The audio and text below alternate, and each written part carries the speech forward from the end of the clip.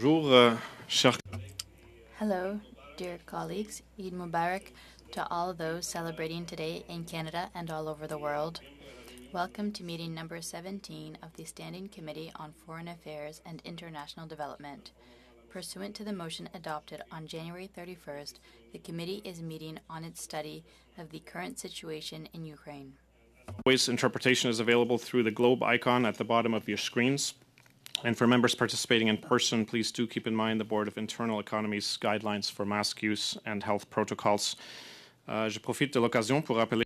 I would like to take this opportunity to remind all participants to this meeting that screenshots or taking photos of your screen is not permitted. Before speaking, please wait until I recognize you by name. When speaking, please speak slowly and clearly. When you are not speaking, your microphone should be on mute. A reminder that all comments by members and witnesses should be addressed through the chair. Colleagues, just before we welcome our witnesses, I wanted to raise with you the fact that we have a number of housekeeping items before us, and my proposal is that we discuss them with the vice chairs and Ms. McPherson through email in preparation for Thursday, and that we adopt these decisions on Thursday. We're dealing with a number of requests to appear. We're dealing with a motion that had proposed that we re-invite the witnesses that were not heard at our last session, and there's an opportunity to do so on the 9th of May.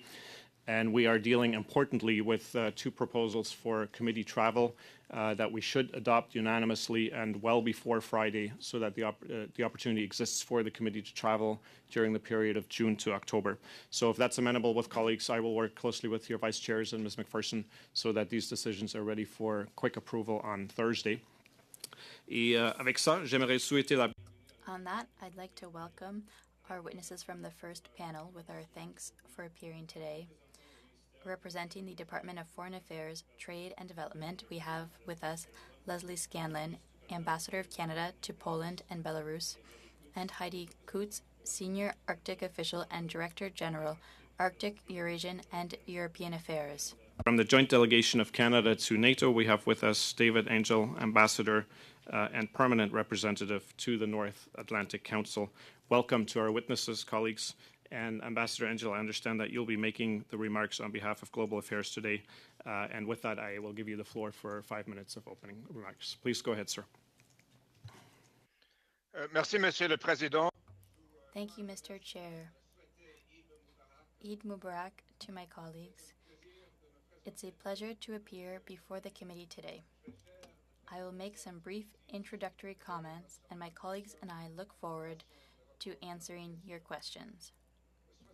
On the 68th day of the Russian invasion of Ukraine, we continue to witness enormous human suffering, the destruction of cities and infrastructure, widespread sexual violence as a weapon of terror, indiscriminate bombing of civilian areas, forced displacement, and, in some cases, as in Bucha, what appears to be the deliberate killing of civilians.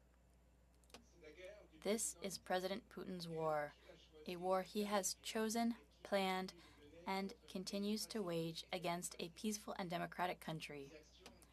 President Putin's actions are an attack on the rules-based international order, has shaken Euro-Atlantic security, and are the most serious threat to Europe in decades.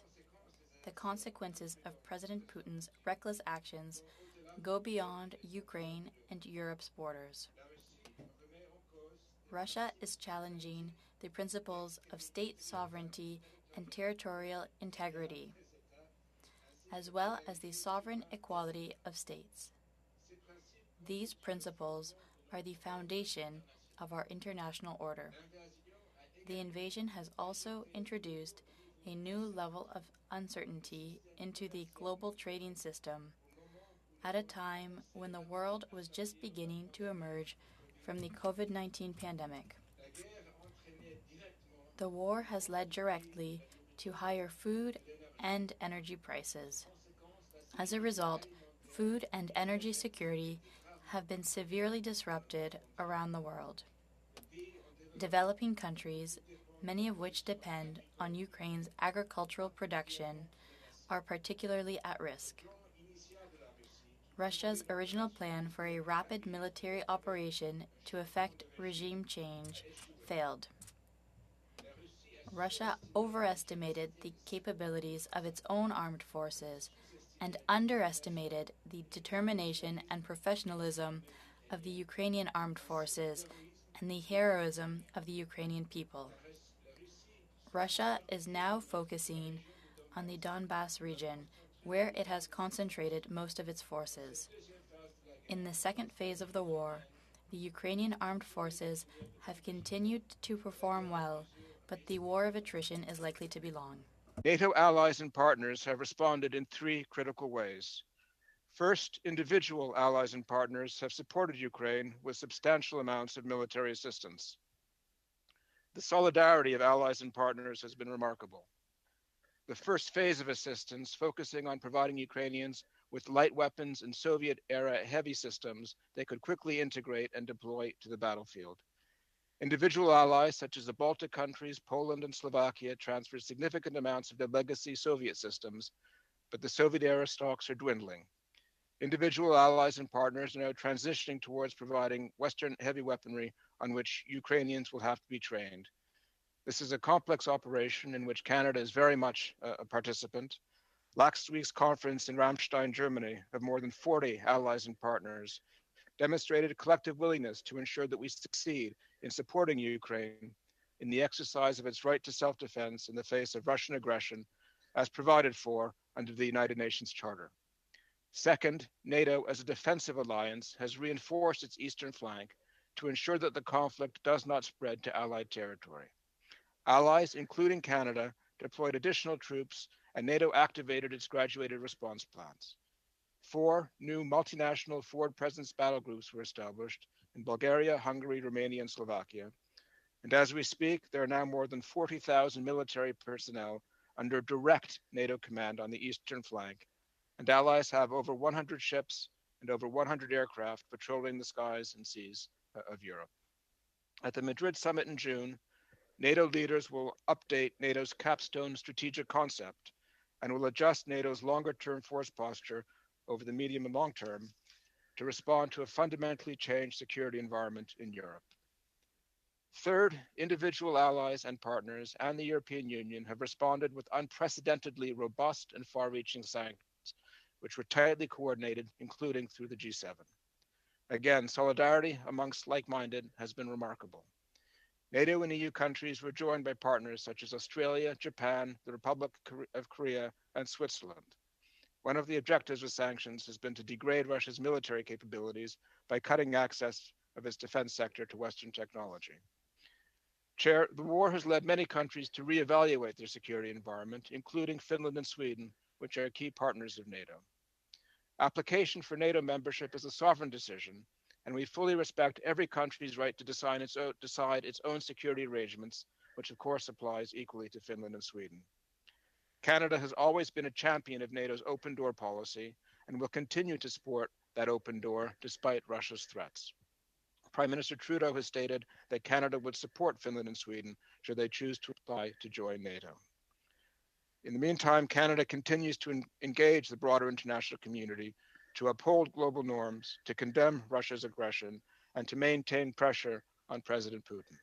We will continue to work with our NATO allies, with the EU, within the G7, the OSCE, the UN, and under other international fora, and bilaterally to support Ukraine as it fights for its independence and for democracy and freedom. Thank you. Ambassador Angel, thank you very much for your opening remarks, and we will go into round one of our questions. And just a brief reminder to both colleagues and witnesses. Colleagues are now familiar with this rather analog method of keeping time. If I hold this card up, it's a 30-second reminder just to bring your questions or testimony to a close. That would assist with respect to management of the agenda before us. The first round of questions consists of 6-minute allocations, and leading us off this morning is Mr. Morantz. The floor is yours for 6 minutes, please. Thank you very much, Mr. Chair, and thank you for your opening statement, Ambassador Engel. Firstly, to Ambassador Scanlon, regarding the situation with Gazprom halting delivery of gas to Poland and Bulgaria. Now, Russia claims it wants to be paid in rubles, but it's clear that Russia is really using its energy resources as a weapon of war and a foreign policy instrument. Why did Gazprom target Poland and Bulgaria specifically? What impact do you think there'll be on Polish households and businesses? And are there other countries that could be affected by this?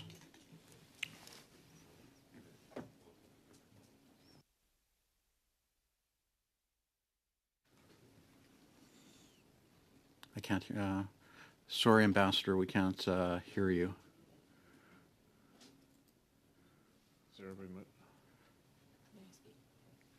Ambassador, sometimes there is a small button on your line in your headset. There might be something there.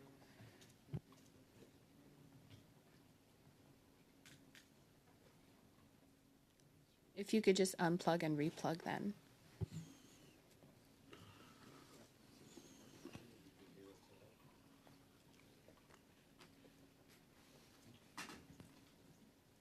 No.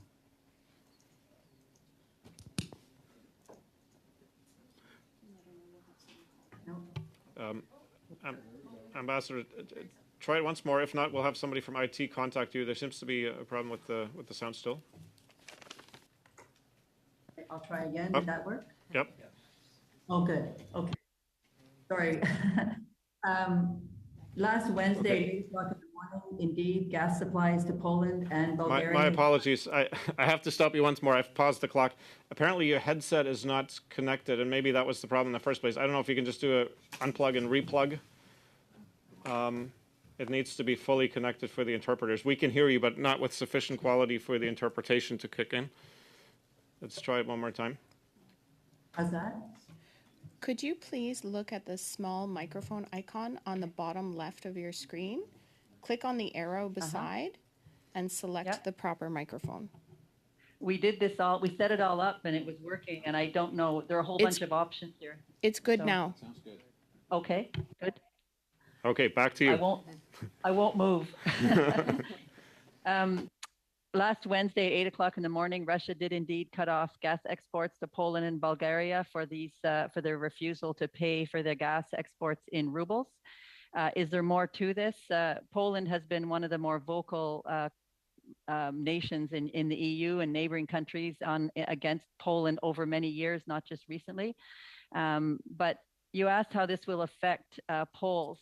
Well, inflation is already climbing, but on the actual gas and energy issue, there are Poland has about a 75% gas reserves status, which is above about the 30 to 33% average in the EU for domestic gas reserves. So they are well prepared.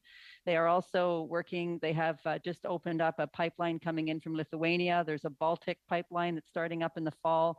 There are lots of other methods for getting energy into Poland, and Poland had the intention to cut off imports from Russia this year in any event, so they have been working towards this. But there's no doubt there will be an impact on people's costs of living and on other issues. But business is working with government, and there's a good dialogue on both sides. Well, thank you very much. Just turning to sanctions for a second, Canada, we've imposed hundreds of sanctions, Magnitsky-style sanctions, sanctions that are focused at the state level in concert with our allies, NATO and otherwise. Do you have a sense of what effect those sanctions are having? I note that Russia's oil sales are still about $1.5 billion a day, essentially what they were before the war. They are making payments in euros on their euro bonds. The ruble is now recovered. So I know that sanctions do have an effect, but I'm just wondering if you could elaborate on what we know is happening and what effect they're having. I think if you're talking about impacts in Russia, I'll turn to my colleague Heidi Kutz, who might be better placed to speak to that. Sure. Thank you. Good morning, Mr. Chair. Thank you very much for the question. Can you hear me all right? Yes, I can hear you. Thank you. Thank you very much for the question. Of course, Canada's efforts in working with like-minded partners are unprecedented in magnitude and breadth, as well as the common sense of purpose and coordination across international partners. These sanctions have aimed to target the heart of Russia's financial system, as well as institutions, major Russian banks, Russia's access to the Swiss system, as well as oligarchs who have supported the Putin regime or benefited from Russia's invasion of Ukraine's sovereignty and territorial integrity. As we know, many companies have divested or ceased their operations in Russia. So we do believe that sanctions are having an impact in Russia. We see longer-term impacts expected to be fairly significant. Some estimates are that Russia's economy will shrink in the area of 8 to 10% by the end of 2022. As well, we are seeing a rise in inflation, with some estimates as high as 20%, with a reduction in real wages. Very limited time. I appreciate that. Perhaps I apologize. if you're reading from your talking points, maybe you could just table them with the committee then, and we'll have a look at them. Now, just in terms of early in the conflict, Ukraine was asking, and this is more for Ambassador Angle, Ukraine had been asking NATO to impose a no-fly zone. And then for the record, I agree with the decision not to.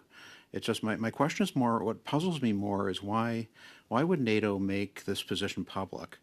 Strategically, wouldn't it have been better to keep someone like Mr. Putin in the blind and wondering whether we might or might not take such an action? Chair, thank you very much for the question. Intelligence agencies were quite clear early on that President Putin was intent on launching an invasion. The risks with ambiguity of signaling, if you're confident that the invasion will be launched and you're ambiguous as to your signaling, there's a real risk that the failure to take the action you haven't announced will be seen as a sign of weakness. There's been a determined effort by NATO to avoid putting NATO and Russian troops in contact with each other. The concern with the no-fly zone, of course, first of all, we couldn't expect the UN Security Council to authorize one. Russia has a veto. Absent UN authorization, it becomes more difficult. And a no-fly zone, of course, has to be enforced. And so we would almost certainly have seen a situation where NATO troops and Russian troops were interacting. Okay, thank you. Now, Minister Lavrov has accused NATO of waging a proxy war, and that the risk of nuclear conflict should not be underestimated. This language coming from Mr. Lavrov is, of course, extremely concerning. What is NATO's assessment of the war escalating beyond Ukraine, And what would NATO's response be if Russia did actually use nuclear weapons? And Ambassador, just a very brief answer, please, in the interest of time. We may have to circle back to the more detailed explanation on that. Thank you for the question. The nuclear rhetoric that's been employed by President Putin, by Foreign Minister Lavrov, has been condemned. It's reckless and it's dangerous. In fact, we've not seen, there was an indication of a change of Russia's nuclear status. We've not seen anything to back that up. We are very concerned about the prospect of escalation, which is always present. For example, we're also very concerned about the prospect of vulnerable partners such as Moldova and Georgia becoming embroiled in the conflict. We'll have to leave it there. I apologize, Ambassador. We'll have to leave it there just in the interest of our schedule. Dr. Fry, please, for 6 minutes. Thank you very much. I want to thank you all for coming. This is such an escalating problem that no one knows what's going to happen tomorrow. But I did want to ask you a couple of questions. One of them is about humanitarian, and the other one is about the fact that Canada in this 2022 budget gave about $500 million to Ukraine for military aid. Now, what do you think that's enough? What is it that Ukraine expects from Canada and from the allies in terms of military aid, lethal and non-lethal? And I know that everyone, including people here in Canada, think that things aren't moving fast enough, although I know that we have to work with our allies.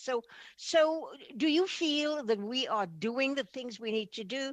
Is Ukraine satisfied with our aid? What is it that we can do to help to move this agenda forward without, of course, provoking Russia in a war against NATO and escalating this even further? Perhaps I might take a first one at the answer. Thank you, Mr. Chair, for the question. Allies and partners met in Ramstein just last week to increase our support, our ability to work together to respond to Ukraine's needs. It's true, Mr. Chair, that the budget did include an additional $500 million for military support to Ukraine in response to Ukraine's wishes. This is in addition to extensive assistance that Canada has provided so far. Over $131 million in lethal and non-lethal aid, including most recently supply of howitzers. We're in addition providing cyber assistance, intelligence sharing, access to satellite imagery. And of course, Canada is one of a small number of countries that have been supporting Ukraine since long before February 24th. Through Operation Unifier, we've trained almost 35,000 troops. Excuse me, Mr. Engel. I'm thinking maybe everyone is thinking it's not enough, it's not having any impact. What can we do? What is enough? What is going to cause impact? What is going to make Russia back off, if anything?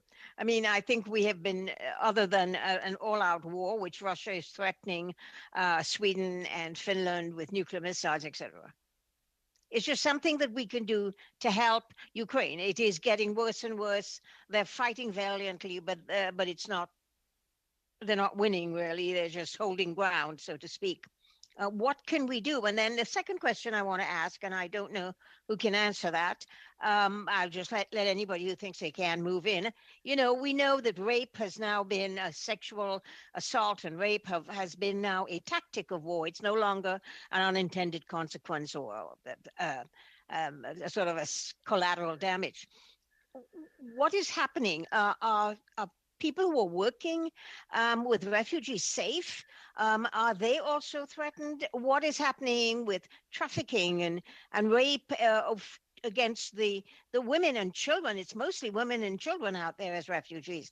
What are we doing to help? Is there something we can do?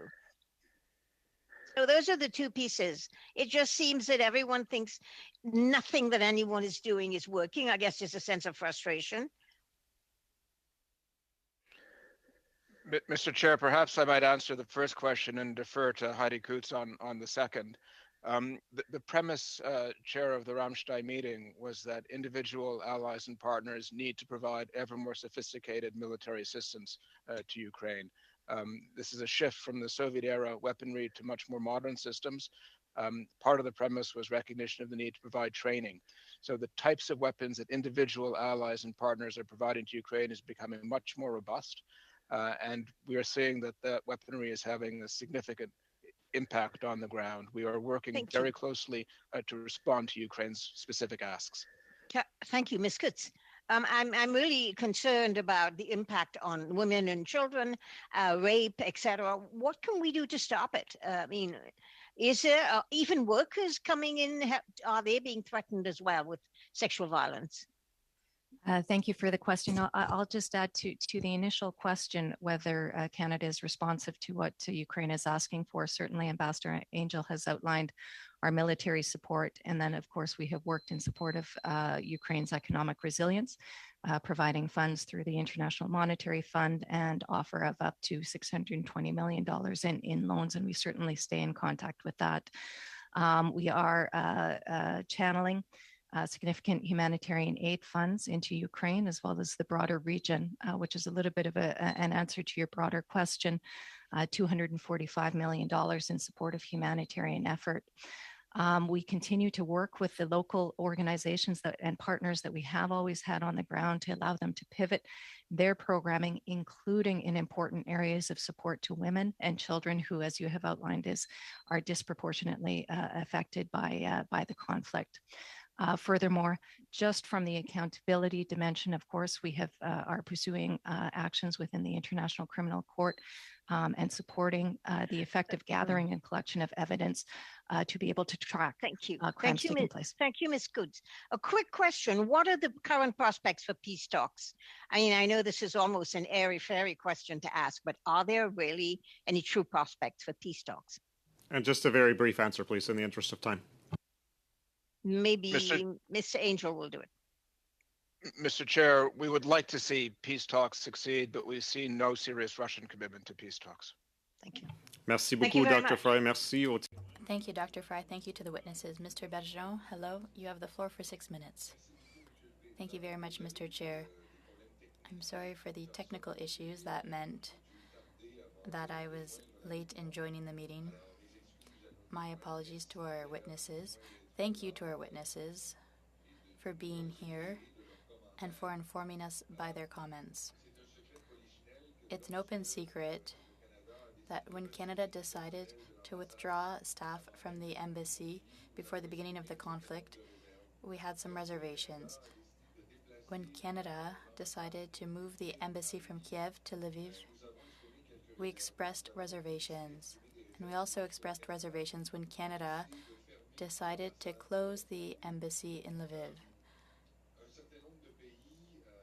A certain number of countries have maintained their presence in Ukraine or have reopened their embassies since. Austria, Belgium, the Czech Republic, France, Italy, Poland, Slovenia, Spain, Turkey, among others. We know that the embassy staff of the United Kingdom is also in Lviv. The United States hope to open with it before the end of the month of May. Canada's Minister for Foreign Affairs has suggested that the Canadian embassy could be reopened when security conditions are in place. How can we claim that security will be assured? Would that not just be pushing the reopening of the embassy in Ukraine back indefinitely? Thank you, Mr. Chair. Perhaps I'll take this question.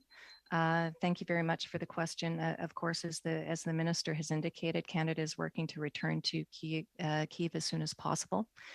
Those considerations are, of course, contingent on appropriate security conditions and mitigations.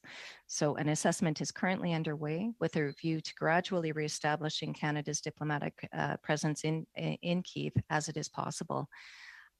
These assessments include assessment of the safety and security of our personnel. No, so je l'ai bien compris. I've understood that. I even mentioned it in my question. But my question is the following. When there's a war going on, how can we say that things will be safe enough to do what our allies are doing and to show concrete support to Ukraine by having an embassy in place? Should we not at least reopen in Lviv as a preliminary measure before reopening the embassy in Kyiv? Thank you for the question. Of course, we're looking at all possible considerations. Ultimately, a security assessment assesses the security threats that exist and the mitigation measures that we have in place to properly protect our staff and personnel. As I said, these assessments are undergoing, and we hope to have news in the near future.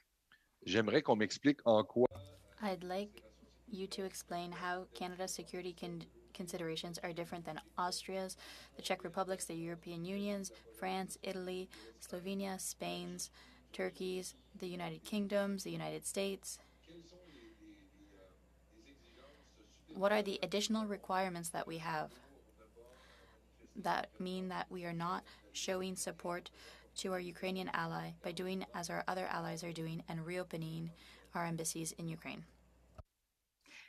Given the nature of the topic, I'm not able to go into detail in terms of the security considerations, but I certainly can assure the committee that the government is looking at the considerations on the ground with review to our security considerations, as well as keeping in touch with like-minded partners with a view to returning to Kyiv as soon as possible. on sait que We know that it's already extremely difficult, that the conditions put in place by the Canadian government for welcoming Ukrainian refugees are extremely difficult, and it becomes even more complicated when Ukrainians have to leave their country to undertake measures with Canadian authorities. Would a presence of a mission with Canadian employees not facilitate things for Ukrainians who want to leave the country to escape conflict zones? I think I'll take that question as well. Thank you again for the question. I think that the responsible department, IRCC, has undertaken as many measures in order to facilitate the application of individuals interested in coming to Canada, including through online applications and other methodologies. I understand that. My question is, would having people on site in Ukraine not help Ukrainians who want to leave? We are considerably complicating their lives by asking them to leave the country to submit an application to come to Canada. Sorry, and simply to clarify, I was pointing out the methodologies just to say that I understand that the department is working to facilitate applications online as well, given the challenges you have outlined with respect to mobility. And certainly, as we're able to establish operations in Ukraine, it will certainly become more accessible to those who are there. Le Premier ministre, The Prime Minister, when he was in Quebec on April 29th, to announce Moderna's site in Montreal, said that Canada is seeking to have open communication with Russia and Russian civil society. What did he mean by that? A very quick answer, please. I'm sorry, I'm not familiar with the quotation, but the Prime Minister has highlighted in the past the use of diplomacy as a method of keeping lines of communication open with Russia. Perhaps it was in that context. Merci beaucoup, monsieur. Thank you very much, Mr. Bergeron. Ms. McPherson, 6 minutes. Mr. Chair, and I would also like to thank the witnesses who have joined us today. This has been a very informative session so far. My first question actually is for Ambassador Scanlon. It's lovely to see you, Ambassador. I haven't had the opportunity to see you since I was in Poland visiting with you. The question I have, when I was in Poland, I did meet with my counterparts within the Polish government, members of parliament, who spoke back in March about the challenges Poland is facing with regards to refugees coming into the Polish country. How is Poland managing that, and what more could Canada be doing to support Poland at this time?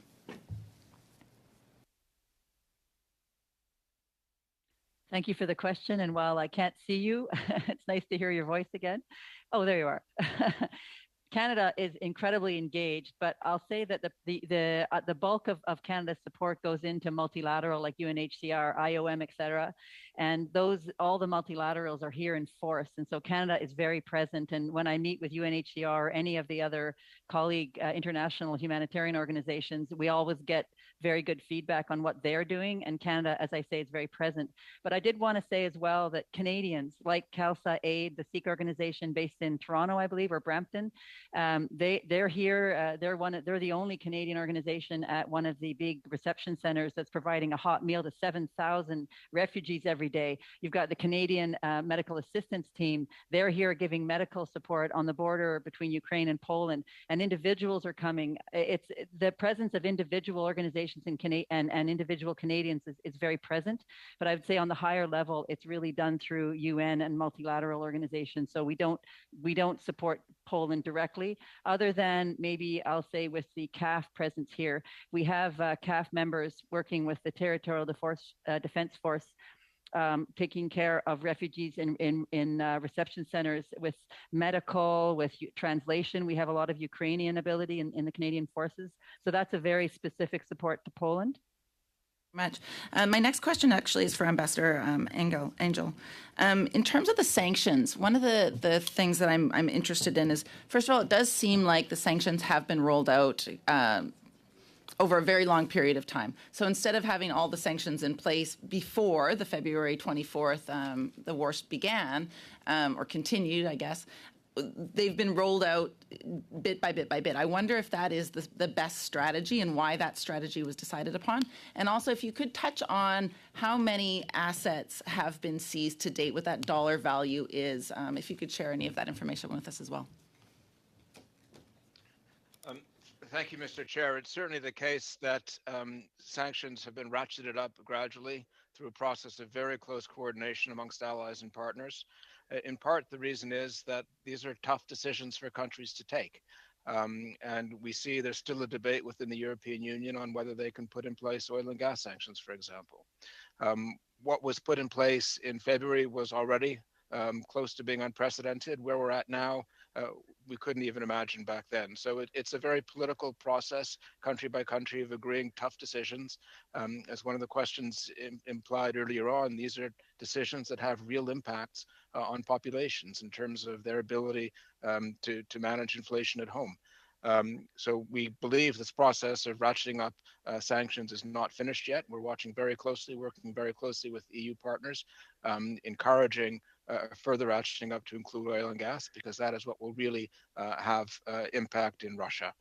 In the meantime, we're seeing a very active attempt by Russia to mitigate the impact, but this extensive propping up of the economy is probably something that cannot be done on an indefinite basis. I think we'll see sanctions have greater and greater impact quite soon. And have we, sorry, could you, the second part of that question was the seized assets. How many assets has Canada seized to date? I'll need to take the question under advisement, Chair. I don't have that detail. If you'd be able to share that with the committee when you do have that detail, that would be great. Now, you did talk about the sanctions being rolled out because they are complicated and whatnot, but I guess my concern is that when they are rolled out so slowly, we have seen examples where Russian oligarchs have been able to move their wealth, hide their wealth, avoid the impacts of the sanctions on their wealth because they did move out so slowly. So if we had put, perhaps not some of the oil and gas ones, but if we had put some of those individual sanctions in place sooner, they wouldn't have had the opportunity to do that, and they would have been more effective, I believe. The other question that I have, perhaps this is a good one for Ms. Coutts.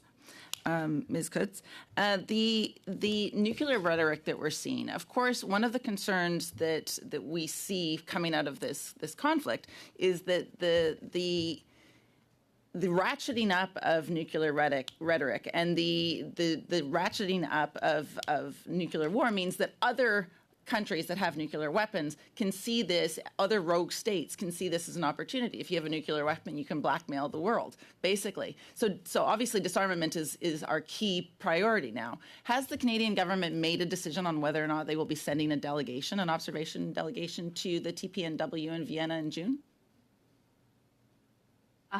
Thank you for the question, and I know we're short on time, and I don't believe that I have a report on that issue for you, so we'll be happy to revert. Ms. McPherson, thank you very much. Colleagues, we have just under 20 minutes left in our time with this panel. We do have a second panel that we do not need to sound check because they're here in person.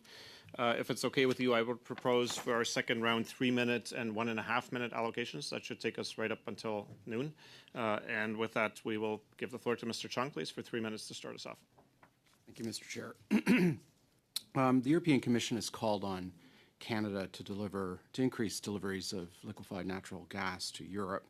The Prime Minister and the European Commission President Ursula von der Leyen issued a joint statement establishing a working group on this about 6 weeks ago. The matter was of such urgency, the working group began immediately meeting that week. Can you update us on what has happened at that working group?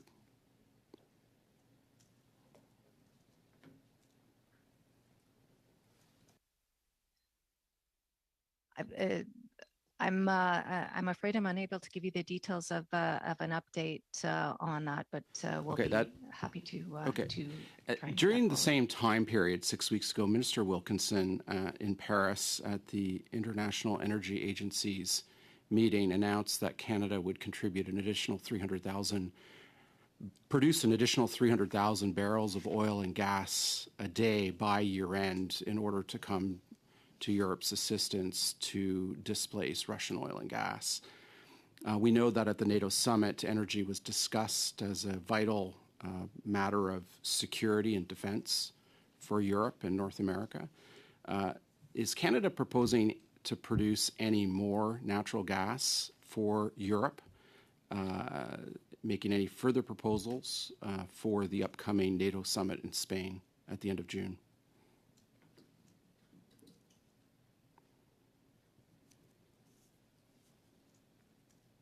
Chair, the domestic decisions about production are not something I have visibility into, but I know from discussions here that the main challenge is getting the LNG to Europe. We know that the Prime Minister discussed, this matter was raised by the German Chancellor with the Prime Minister at their bilateral meeting when the Prime Minister was in Europe just after the NATO summit. Is the Canadian government doing anything to help European democracies with additional supplies of natural gas? Because 100,000 barrels a day of gas is a drop in the bucket of what Canada could produce, and it's a drop in the bucket of what Europe needs to displace Russian gas. Are there any initiatives going on? GAC obviously would be the coordinating department. Are there any initiatives going on to to come to the rescue, to answer the need of European democracies for natural gas to displace Russian gas? Or is the 300,000, is 100,000 barrels a day equivalent natural gas it? Is that all we're doing, which is roughly, on my calculation, about 6 million cubic meters a year? Drop in the bucket of some 60 billion cubic meters a year that Europe uses that Europe imports in gas from Russia. And just a very brief answer, please. I would only say that thank you, and the reference has been made to Minister Wilkinson's announcement and Canada's commitment to engage with partners to help in ways that we can, including through the increase in production, as well as working with partners in areas of renewable energies. Thank you. Thank you very much, Mr. Chung. Mr. Sarai, please, for 3 minutes. Thank you, Chair. My first question is to Ambassador Scanlon. You mentioned in a recent interview that a mobile biometrics processing project was established in a period of 2 weeks after the government removed in-person processing.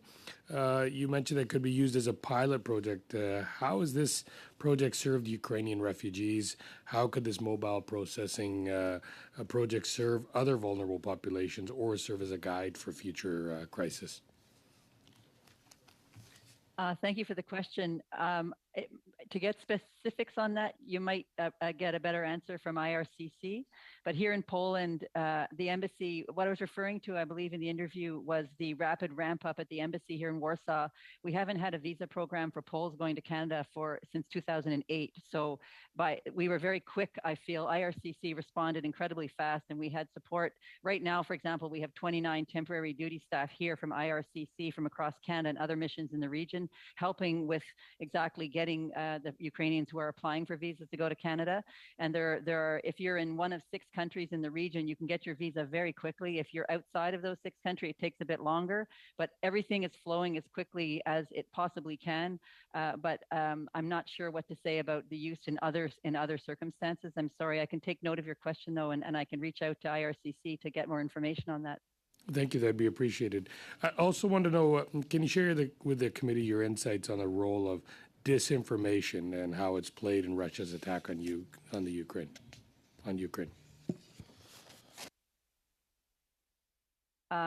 Maybe I'll pass that to maybe Heidi would be better to respond to that. In Poland, they do talk a lot about disinformation from Russia, but maybe Heidi has a broader answer than what I could give you. Thank you. Disinformation and its continuous use is, of course, of considerable concern to Canada, and we have condemned President Putin's use of disinformation, not only to create a pretext for the original invasion, but also in pursuing a narrative throughout the period of the conflict. Canada's undertaken a number of initiatives in order to support efforts against information, including through the Canada-led G7 Rapid Response Mechanism. As well, the Prime Minister has announced a $13.4 million support to the rapid response. We are working with stakeholders with a $15 million multi-donor stabilization initiative in Ukraine, also work to identify disinformation, including disinformation in Ukraine, in order to counter it. We're also working through our peace and security operations funding in Ukraine to support Ukraine in combating disinformation on the ground. Mr. Sarai, thanks very much. That's spot on. 3 minutes. Monsieur Bergeron, s'il vous plaît, 1 minute. Mr. Bergeron, 1 minute and a half, please. Okay.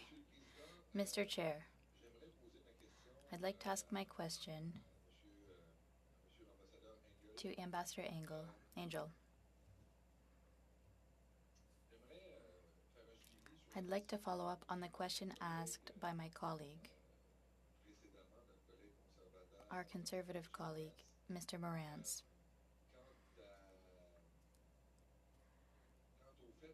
Regarding the fact that we gave carte blanche to Vladimir Putin to do just about what he wants in Ukraine,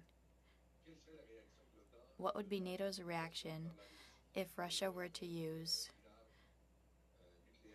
a tactical nuclear weapon?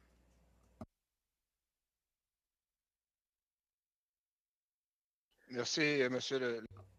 Thank you, Mr. Chair, for the question. Very clear that every inch of NATO territory would be defended. We put in place absolutely robust defense plans, which were implemented seamlessly. If there were a use of nuclear or chemical weapons against NATO territory, there would absolutely be a response. Certainly use of nuclear or chemical weapons on Ukrainian territory would also cross a red line globally, given that the impact would be felt elsewhere. But this is not the sort of decision that's taken beforehand. The alliance would take the decisions required immediately when required. Merci beaucoup. Merci. Thank you very much. Thank you, Mr. Bergeron. Ms. McPherson. 1.5 minutes. Thank you. My question is around, I suppose, food security predominantly, but how Canada can be supporting Ukraine as we look at, this is spring, this is the planting season. We know that Ukraine grows food. This is a key role that they play in the global economy. And we have heard from people that say that the landmines that have been put in some of these fields are a big problem. Will Canada be playing a role to help Ukraine demine those fields so that planting can go forward? I can respond quickly, just confirming that Canada has already dedicated funding through its Peace Ops funding in support of demining. as well. We are working with our development partners on the ground, programs that we have worked with previously, to work to see if there are areas that we can pivot areas of support into agriculture and food security. And is that going to be happening quite quickly? Because of course, urgency and speed is the name of the game. I mean, the planting season is now. Is efforts being done at the moment?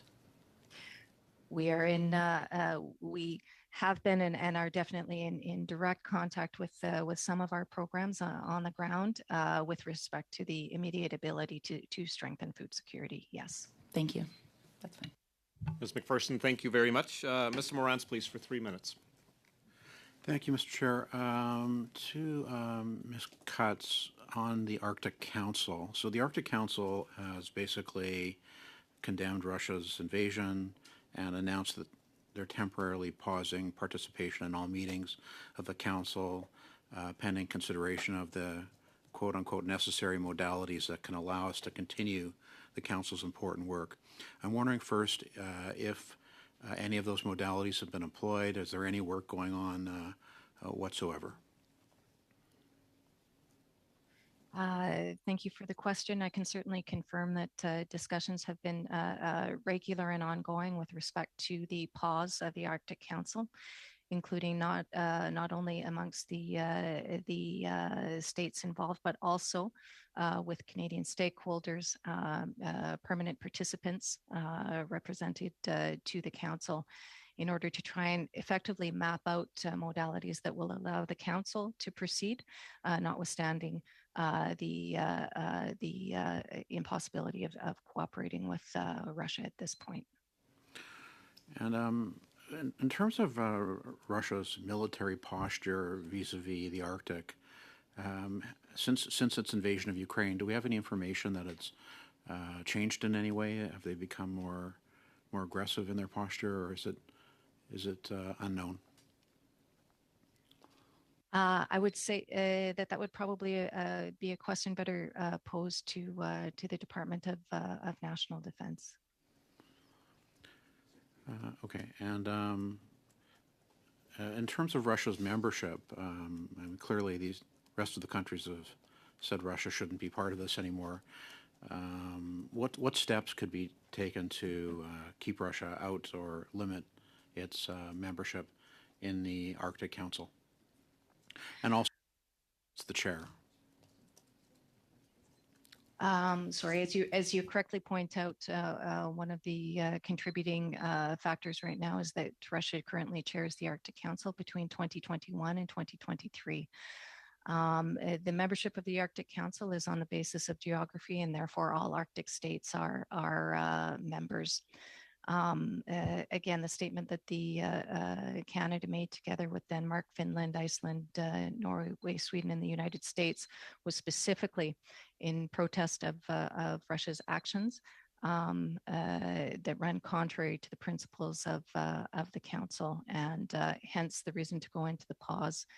Members are, I would like to highlight, concerned about the importance of the Council and its work, of course, in terms of working with and benefiting northern communities. And that's why we are very actively looking at ways to look at how elements of the Council's work may continue.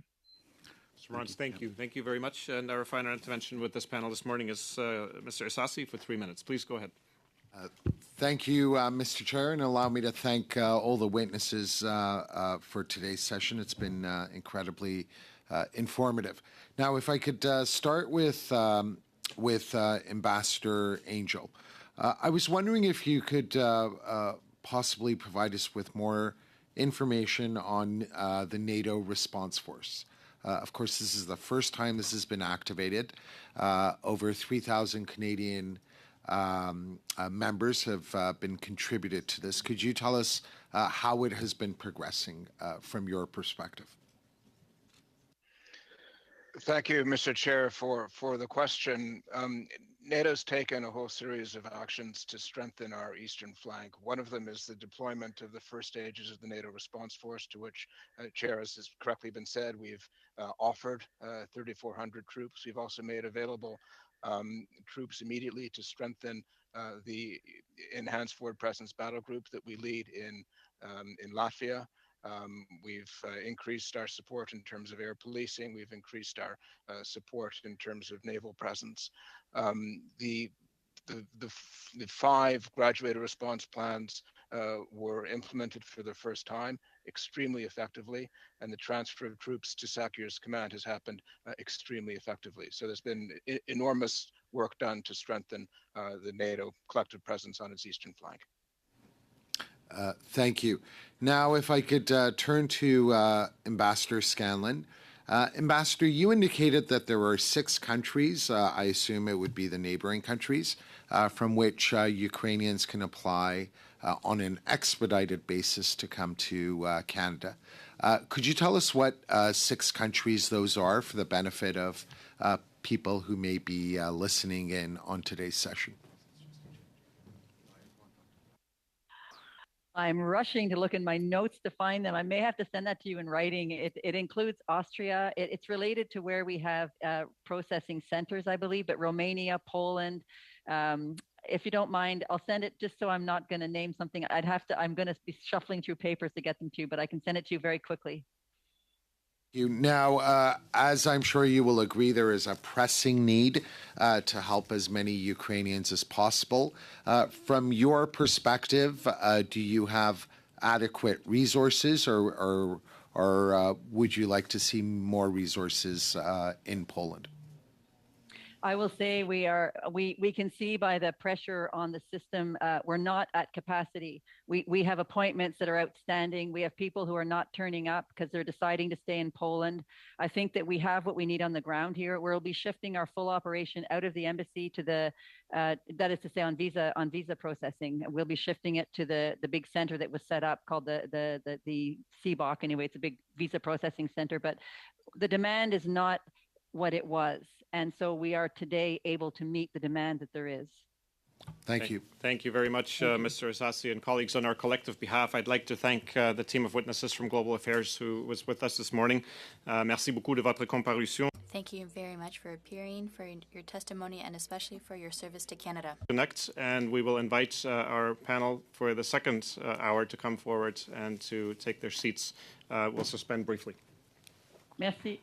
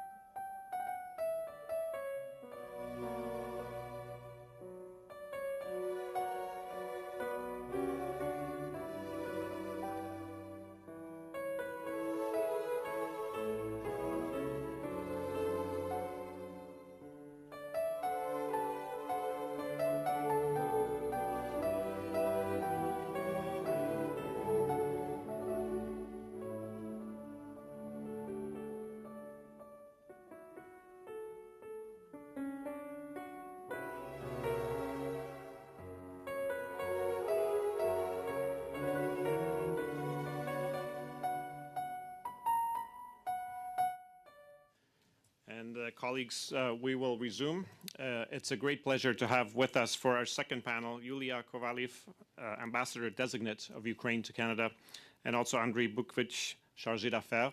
Ambassador Designate Kovaliv, thank you very much for taking the time to appear before us today, along with Chargé d'Affaires Bukvich. A very warm welcome to the Standing Committee on Foreign Affairs and International Development. And without further ado, I would like to hand you the floor for 5 minutes of opening remarks. Please go ahead. Dear ladies and gentlemen, thank you for inviting me and Chargé d'Affaires to witness today on the committee meeting. Heartfelt thank you for Canada's cross-party and nationwide full support of Ukraine. We sincerely support and feel it in Canada here. We are grateful for Canada military aid, financial and humanitarian support, sanctions pressure on Russia, and efforts to isolate Russia globally and hosting displaced Ukrainians in Canada. We are grateful for Canada to permanent support of Ukraine in international organizations. The financial support of Canada to Ukraine within the last 3 months is unprecedented. The latest supply of heavy weapons and armed vehicles are vital for our defense of our territory and our sovereignty. And very recently, open calling things by their names. Canada's parliament recognizing Russian crimes in Ukraine as a genocide against Ukrainian people. History books will commend Canada for its strong stand with Ukraine against Russian barbaric war. And Ukrainians will never forget that Canada was shoulder to shoulder with us in these dramatic times of our modern history. Let me briefly inform you on the developments in Ukraine on the ground. We've got already 2 months of the full-scale war in Ukraine, and Russia is continuing its unprovoked war. But Ukrainians are bravely withstanding due to our courage, wise military tactics, and weapons provided by our allies. As President Zelensky mentioned, courage now is our Ukrainian brand, and we are spreading this brand worldwide. Russia regrouped its major forces to the eastern part of Ukraine. Now it aims to occupy entire territory of Donetsk and Luhansk region and try to secure the land corridor to Crimea and across Mariupol. In the meantime, it continues to launch missile strikes on military and civilian infrastructure throughout all of the country. The territory of Belarus has been actively used by Russians to its military purposes, and a lot of missile attacks are coming and support of Russian army are coming from that territory. Several cities and towns are temporarily occupied, like Kherson, Berdyansk, Melitopol. Some are continuously attacked or besieged, Kharkiv, Mykolaiv, and the huge disaster in Mariupol. In the temporarily occupied cities and towns, Ukrainians are actively protesting against Russian invaders, despite there is a significant threat to their lives. A number of mayors, members of local parliament, and civil activists have been abducted. Some of them were tortured and murdered. Estimated around 500,000 of Ukrainians were forcibly deported to Russia. Agreed humanitarian corridors are regularly violated by Russian troops. Just half of them have been successfully done. Yesterday, evacuation of Mariupol finally started. More than 100 civilians were evacuated from Azovstal.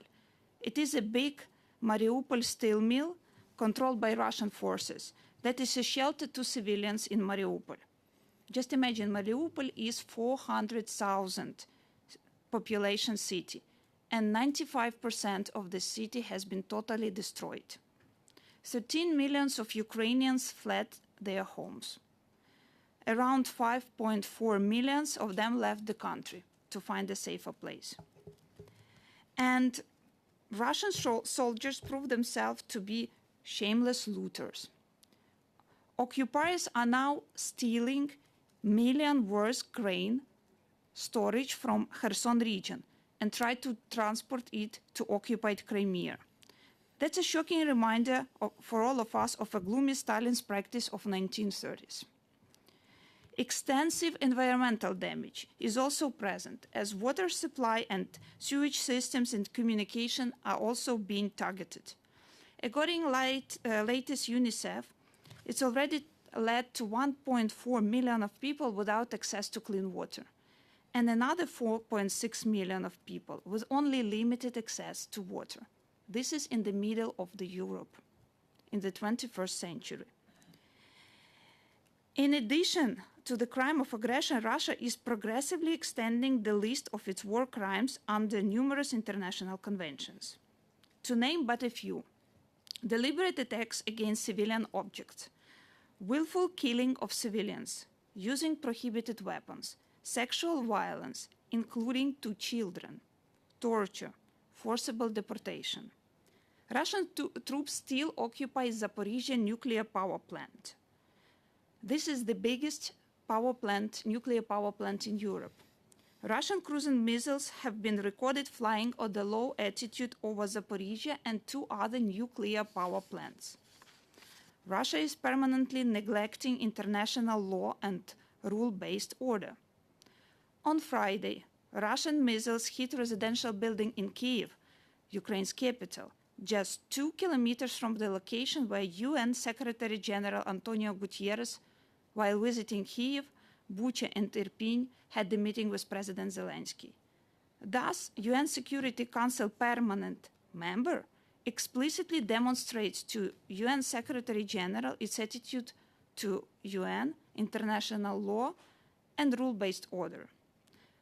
I would like to underscore that it's not only a one-man show. The entire Russian society, not only Putin and his proxies, should bear responsibility for Russia's war against Ukraine.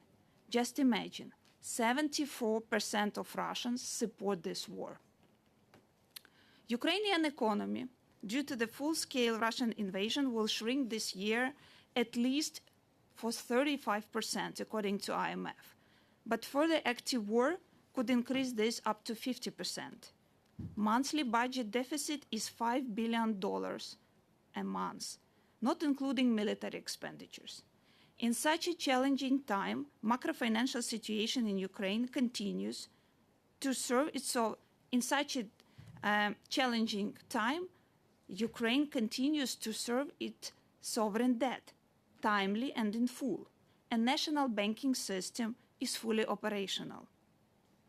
Being a global leader of food supply, Ukraine expects that over 70% of our agri-land will be planted. The mining of the fields affected by the war is an urgent issue. And the logistic of the previous and next year harvest remains the biggest challenge, as the major export routes, which are the seaports of the Black Sea, are being blocked by Russia. 4.5 million of tons of harvest of the previous season are now blocked in Ukrainian seaports. That could lead to further food price increases globally.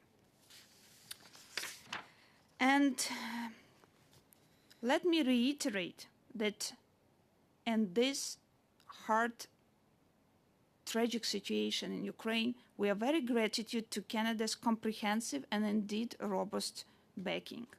We highly appreciate that the draft budget for 2022-2023 envisions significant support for Ukrainian military, financial, and humanitarian needs. However, I would like for all of us to have a common understanding. Financial and military aid must increasingly and urgently flow to Ukraine as the war unfolds. In terms of the military support, we appreciate the support of Canadian government with supply of heavy weapons. You can see it makes difference on the ground field. But we need also to keep in mind that the war is going on, and the further prompt supply of needed weapons is essential. Each day, Russians are trying to penetrate and break our defense, but we hold the line. Hence, it's time to brave and quick decisions, synchronized with our allies in terms of timing of delivery of needed weapons. And we are here in a close contact and permanent contact with the government agencies, first of all with GAC and D&D on the critical needed supply list. The estimated damages to Ukrainian economy are now counted on hundreds of billions of dollars. Hence, we need a recovery strategy that was similar to the Marshall Plan after the World War II.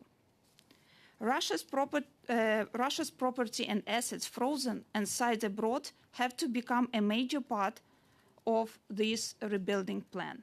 In this regard, we welcome the government's and Senate's initiatives to establish a mechanism of seizure and forfeiture of Russian frozen assets in Canada, and they are further transferred to Ukraine. And we appreciate the Canadian government efforts to work with us on the future rebuilding of Ukraine. The increasing trade relations, including further expansion of our free trade agreement, CUFTA, on services and cancellation of all tariff and non-tariff barriers for Ukrainian export, like we have the decision with UK and ongoing decision to be made by European Union, is envisaged to be an additional instrument to support Ukrainian economy. The sanctions.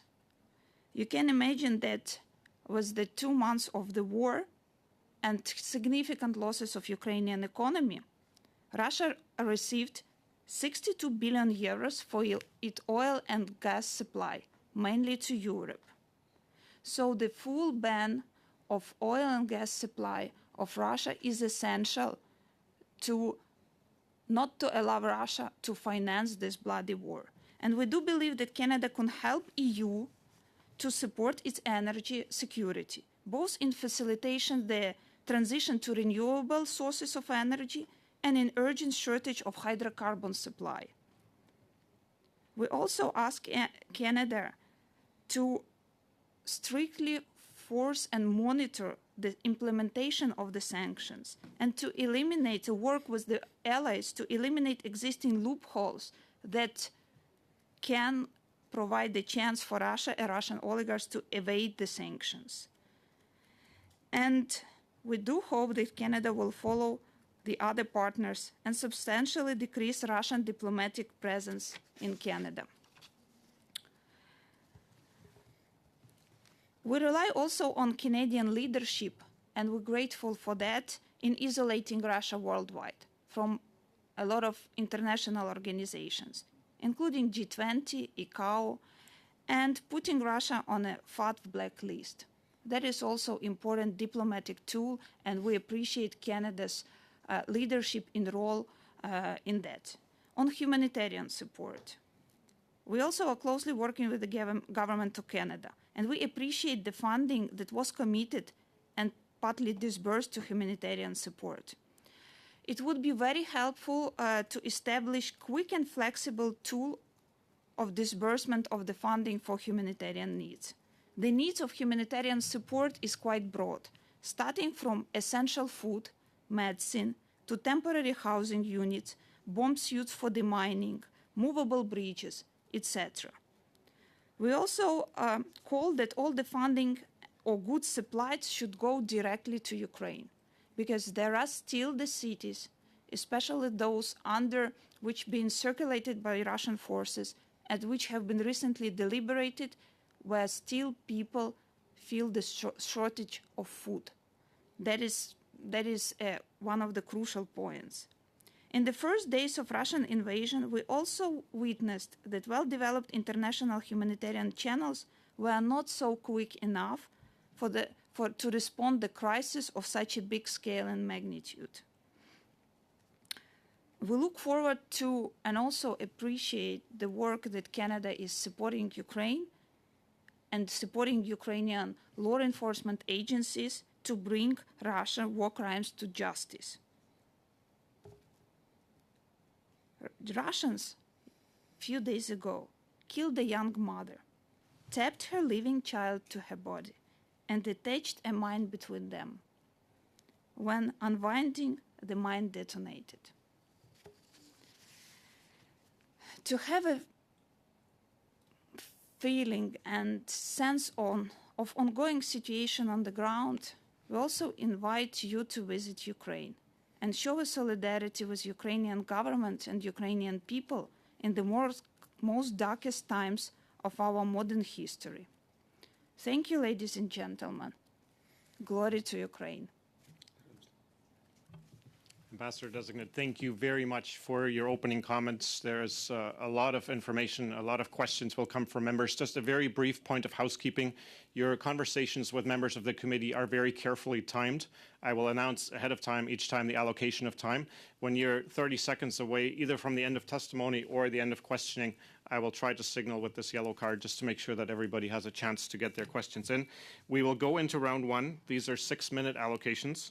And the first intervener this afternoon with you is Mr. Aboltayev. Please go ahead for 6 minutes.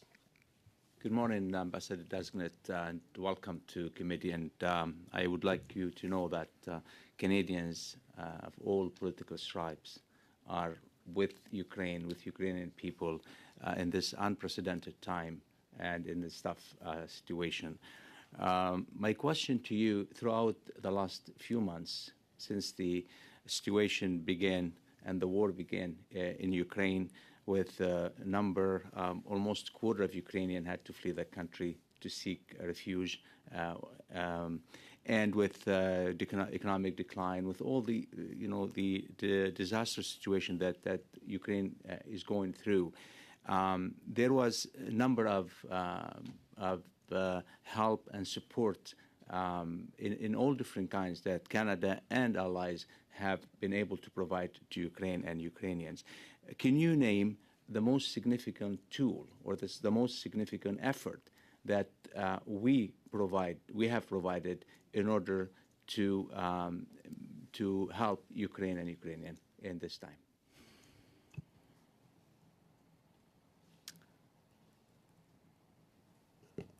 The unprecedented and, what is important, joint support of all of the democratic countries is vital and has been vital for Ukraine. Canada today is one of the biggest single government-to-government provider of financial support to the budget of Ukraine. Within the last 3 months, the total amount of funding that either is already disbursed or being allocated is 1.5 billion Canadian dollars. That's unprecedented in terms of the volume and in terms of the speed. Second, and it is a huge priority, as you've heard me today, is the military support. Each delivery of the military support saves not only Ukraine and serves not only to defend Ukraine in its territory, but also defend the security in Europe and the global security as well. Because the security in Ukraine today has different dimensions, including the sovereignty of Ukraine as a country, defending NATO, which is across border, just 100 kilometers, 20 kilometers from the spots where Russian missiles are hitting. Food security globally, which is also where Ukraine plays a very important role. Energy security globally and in European continent. So military aid, quick, brave, and timely is of essential that both Canada and allies jointly are providing now. The situation in Mariupol and the whole region, the access of Ukrainian product or export through Odessa is also a big concern. Although you may have the ability or the product that to export some product that is very vital also to the world. How is the situation in Odessa, if you were to describe it and give us some brief on that? I will first refer to your mention about Mariupol. The situation of Mariupol is horrible. 400,000 population city. Half of the people left the city, but there are around 100,000 civilians who stay in the circulated by Russian forces city. The number of civilians killed in Mariupol already is about 20,000 people. And humanitarian corridor, as I mentioned yesterday, started with the first 100 people who were taken from Mariupol to Zaporizhia. So this is the most tragic situation. Overall on Odessa, the big Odessa and Odessa seaports are the major export routes, not only for agri-sector, but also for metallurgy and other sectors where Ukraine was exporting huge. And of course, this is a strategic for us, but not only for us, but for the global commodity markets, that Ukraine need to control the Odessa and the Great Odessa area in terms of the seaports. That's why I'm coming back to that military aid, the timely delivery of the military aid is the way for Ukraine to defend our sovereign territory and access to the seaports. It's a supply chain to Odessa now. What is how much of a fear that this can be disrupted by any Russian operation at any time? First of all, the Ukrainian railways is working. So inside the country, the logistic works with some of disruptions of bridges and partly, but in general, railway system works, and that was the main route from railways to take throughout the country to the seaports. So that part is working now with some of the major targeted breakdowns, but in general it works. So with the seaports, there is a situation with mining of the seaports, and that is another challenge that we will work further with our allies on demining it. But in general, the key for the export facility is to control and to preserve the control and access to the seaports. Thank you very much, Mr. Abultayev. Thank you, Ambassador Designate. Madame Bandayan, s'il vous plaît, pour 6 minutes. Ms. Bandayan, 6 minutes. Thank you, Mr. Chair. Very much, Your Excellency, for being here today. It is truly an honor to welcome you to our committee, and I think it speaks to the importance of the work that the Foreign Affairs Committee has been doing now for some time. The situation was indeed a priority for our government members well before the invasion. As you may know, we put forward a motion as a matter of urgency and began studying this matter in this committee in early February. I don't believe that it is trite to repeat once again that Ukraine is not only fighting for its own sovereignty and democracy, but indeed the democracy of all countries, and that includes Canada. I would also like to thank you, as you did in your introduction a few moments ago, for recognizing Canada's unwavering support to Ukraine.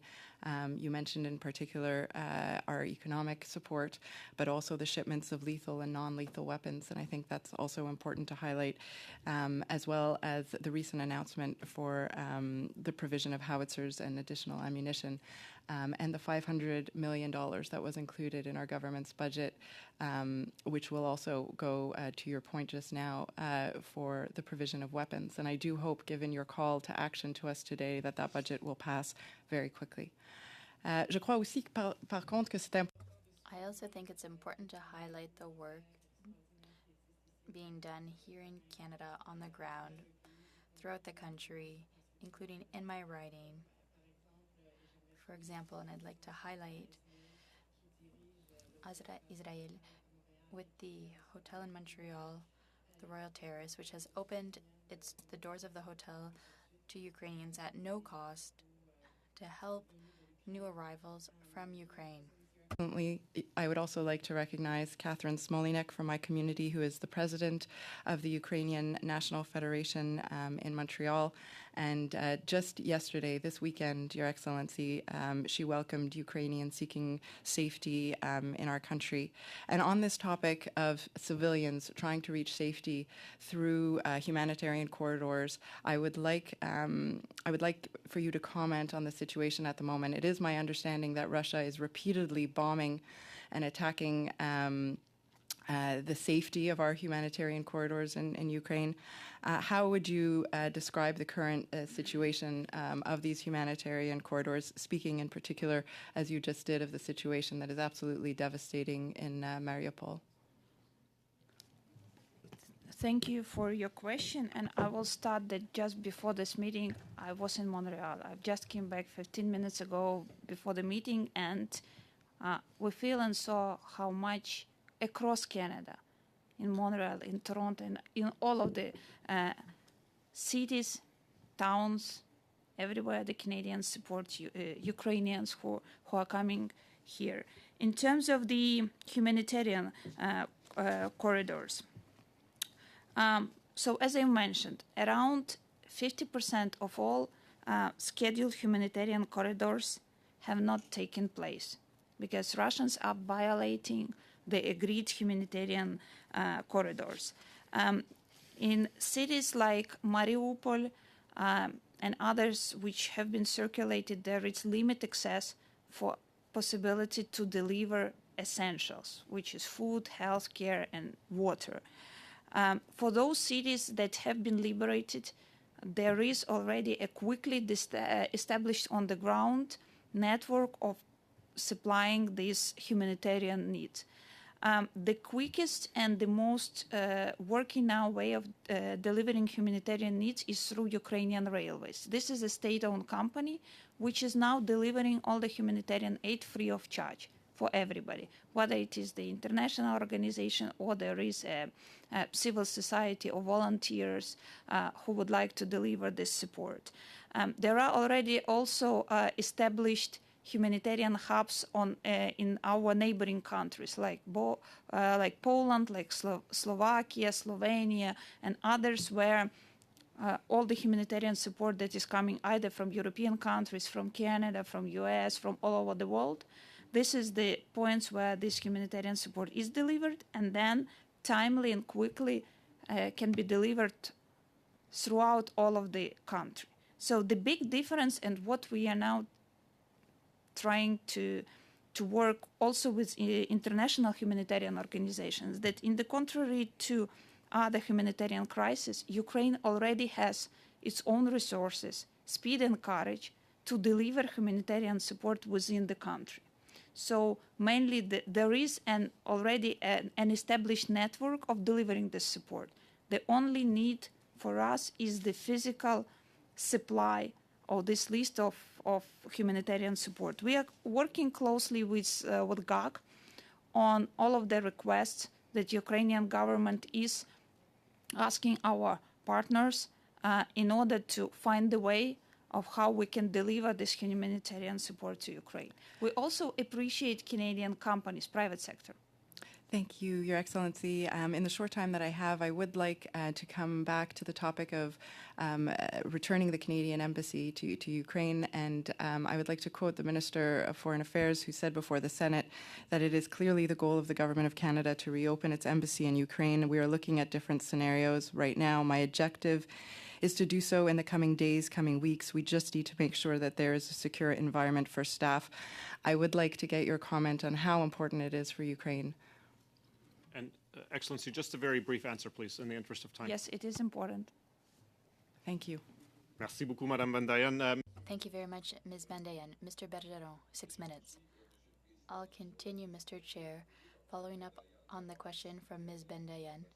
So thank you, the Ambassador Designate and Chargé d'Affaires, who we know well, for being with us today to inform us with their comments. We know that some countries, like Austria, Belgium, the Czech Republic, the European Union, France, Italy, Poland, Slovenia, Spain, Turkey, the United Kingdom, the United States, who are planning to do so during the month of May, have maintained or reestablished their embassy in Kyiv. I know how important it is for our Ukrainian friends. What security considerations could be called on by Canada to not do what other allies are doing and have done? Is Ukraine able to provide some guarantees to Canada when it comes to staff security, the security of the staff that would be working in Kyiv? Thank you for your question. As I mentioned in my speech, when Secretary General of UN was visiting Kyiv, Russians had missile attacks on a civilian building where a journalist was killed. So the only guarantee for protection of civilians, I will come back one more time, is a prompt military aid to Ukraine. Of course, ensuring diplomatic ties and having the people on the ground is important to further work. However, I would like to say that we are now in a very close cooperation and contact with GAC and working we here on the ground with GAC in Ottawa and with the Canadian Embassy in Ukraine in different locations. So in terms of the guarantees I've mentioned, this is only the significant increased military aid. This is the best guarantee that can be provided as of today. Justement, regarding military aid, Canada has provided M777s and related munitions We've also provided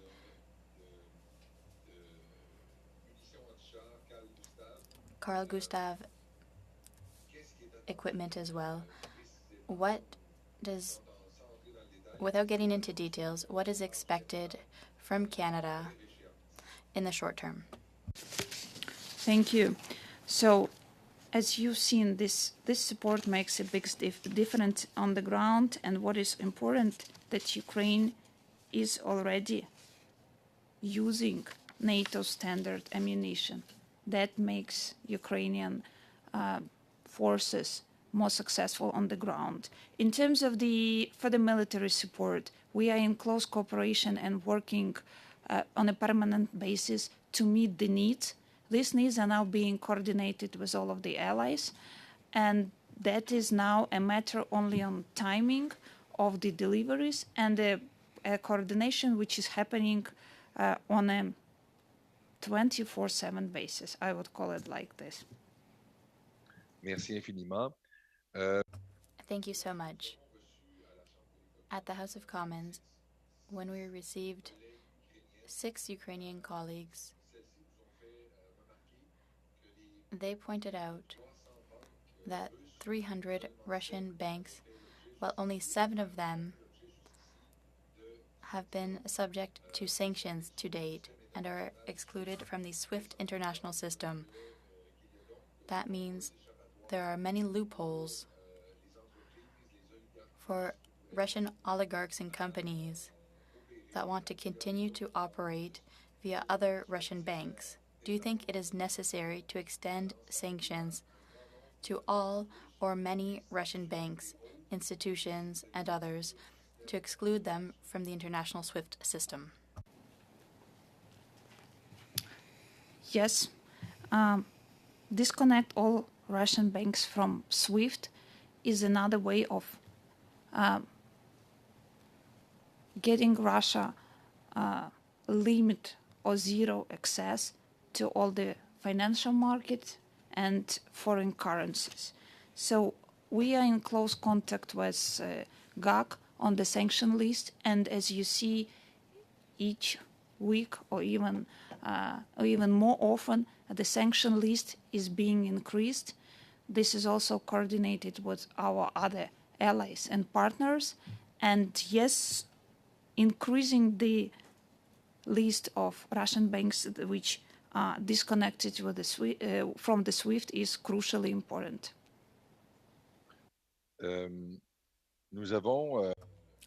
We've imposed sanctions on a certain number of Russian oligarchs, but some of them continue to escape Canadian sanctions. We've been told that Mr. Abramovich has been sanctioned in some NATO countries but hasn't yet been in Canada, probably because of his significant economic ties. Do you think we need to extend the list of oligarchs who are subject to Canadian sanctions, including Mr. Abramovich? Brief answer, please.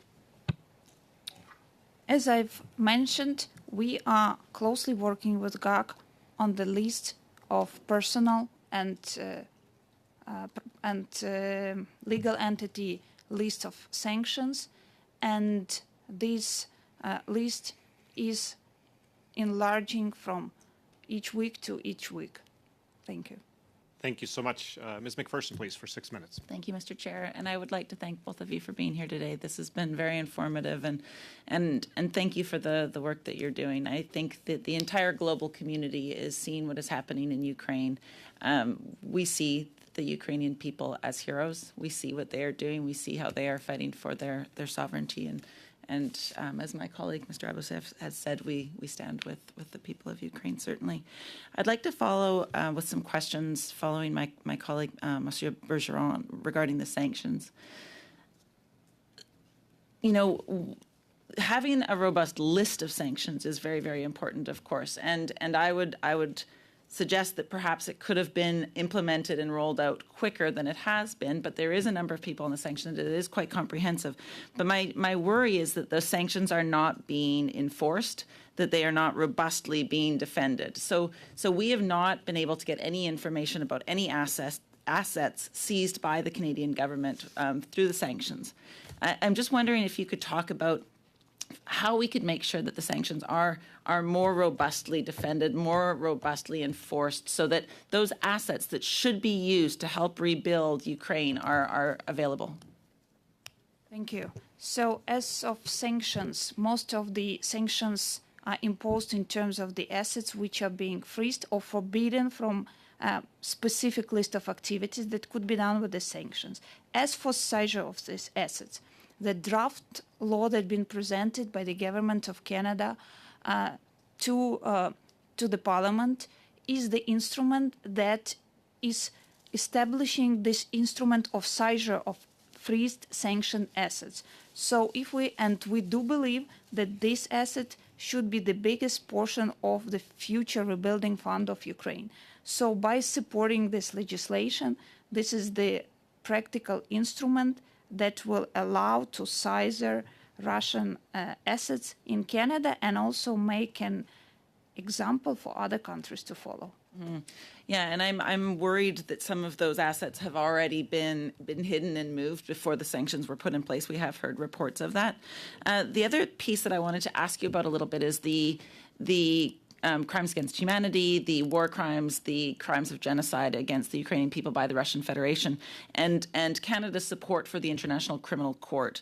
I'm wondering, first of all, what are those pieces that Ukraine requires from Canada right now to ensure that there is the gathering of evidence, that the reporting, that the forensics are in place? Could you talk a little bit about what Canada can do to support Ukraine at this time? Thank you. So first of all, Canada has already done its donation to the international infrastructure that will support Ukraine in collecting evidence and also presented case to International Criminal Court. There are now a lot of international teams on the ground in Ukraine which support Ukrainian law enforcement agencies with taking the evidence of those crimes, and our General Prosecutor Office is leading this process of collecting the evidence. And there are already some technical support that we ask the Government of Canada to provide. Mainly it is the tools and instruments and DNA and forensic equipment to get this evidence and the proof of the evidence. We are now working on it. And so this process is now actively being proceed with all of the partners, including Canada. Wonderful. And could you speak, one of the things that we have heard reports of that is particularly, I mean, there is so many horrifying stories coming out of Ukraine right now, but one of the stories that we have heard is the example of children being abducted and taken to Russia. Can you give us any more information about that, please? There are a lot of cases that we document as a kidnapping, because this is the children who were forcefully taken from those territories which are now temporarily occupied by Russian forces. And there are evidence that these children are now located throughout all of the Russia, including in Siberia, Vladivostok, so hundreds of kilometers from Ukrainian border. They were taken with any evidence that, so without their will, without their parents, and without any proper process and documents. So this is a pure kidnapping activities that Russia is doing now. We are trying with our partners to find these children, and I can assure you that Ukrainian government will find and will do all the best possible to find and bring back all of the Ukrainian children. It's heartbreaking, just atrocious. And now we are seeing the attacks on the humanitarian corridors. One thing that I would just like to finish off with, if I could, is I'd like to take a moment just to honor two of the volunteers that have been helping in Edmonton. So Thomas Lukazik and Ed Stelmach have been trying to send medical aid to Ukraine. And I just want to take a moment to acknowledge the two volunteers that were delivering that aid to Ukraine over the weekend who lost their lives due to an attack by Russians, and express my deep sadness for their family and loved ones. Thank you. Ms. McPherson, thank you very much. Colleagues, we can go to a second round. I think we have just slightly less than 20 minutes in our scheduled time, and if colleagues agree, we would go to 4-minute and 2-minute rounds in the second round. That will take us right up to about 1 o'clock, maybe a couple of minutes past. If that's agreeable, we will start out with Mr. Genuis, please, for 4 minutes. Thank you, Mr. Chair. Thank you so much, Your Excellency, for your important words. And I think you know that there's a great connection felt between the people of Canada and people of Ukraine, and this leads us obviously to be expressing solidarity. But it's important that we be pushed as leaders to go beyond expressions of solidarity, to take all of the concrete actions that are required to offer concrete support. And I do want to say my riding is a hub for the Ukrainian community in Canada. I hope that during happier times you're able to visit. Speaking of visits, there have been, by my count, 11 prime ministers that have visited Kiev since the start of the most recent invasion. Various senior U.S. officials, the UN Secretary General. Could you speak a little bit more just to the importance of Canada, what the impact would be, and if there are plans for a Canadian minister to visit Ukraine, the Prime Minister, the Foreign Minister, and what would the specific impact of that be? Thank you. Excellency, just before you answer, I'm going to hit pause. Colleagues, we have a bell. I'm assuming that this is a half-an-hour bell. Normally what we do is we extend by unanimous consent for 15 additional minutes. I'm wondering if colleagues would be amenable to extending until 1:05. That should take us through the round as I've outlined. Is there unanimous consent online as well? Monsieur Bergeron, Mr. Oliphant, Dr. Fry? Okay, let's go till 1:05. And back to you, Mr. Genuis and Excellency. Please continue. Over to you. Thank you for your question. The support that Canada is providing was this before the war, and especially in these 2 months of the full-scale Russia war is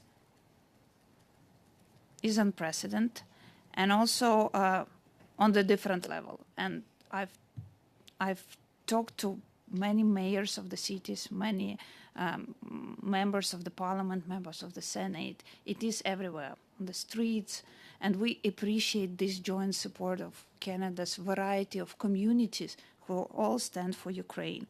And we see that also the whole world is standing with Ukraine and with the support. And since the situation in Ukraine, it's still challenging. So the missile attacks are everywhere, even like Lviv, which is 50 kilometers from the NATO border to Poland. So the matter of the visits is the issue also from the security staff and from the security rules. And yes, we are working on variety of visits, and both on the government and parliament level to Ukraine. Thank you.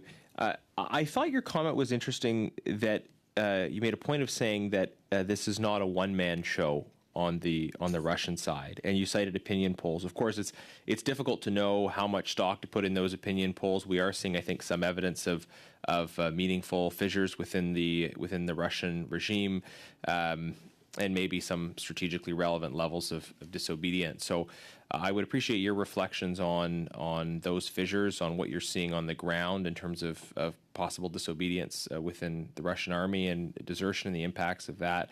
And then also if you could speak to a similar issue in the context of Belarus.